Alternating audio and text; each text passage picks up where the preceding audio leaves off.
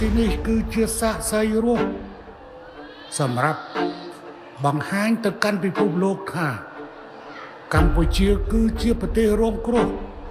ដោយសារការឈ្លានពានរបស់កងទ័ពថៃទើបនាំដល់ទៅការមានជនភៀសឹកមករស់នៅទីនេះកម្លាំងស្នេហាជាតិរបស់យើងនៅពេលនេះគឺអាចគ្របដណ្ដប់បានទាំងអស់ដើម្បីបង្ហាញទៅកងទ័ពយើងថាប្រទេសយើងថាប្រជាជនយើងគ្រប់កន្លែងយើងថាយើងធ្វើទាំងអស់ដើម្បីការពារជាតិរបស់យើងឲ្យខ្មែរទាំងអស់នៅជាមួយកងទ័ព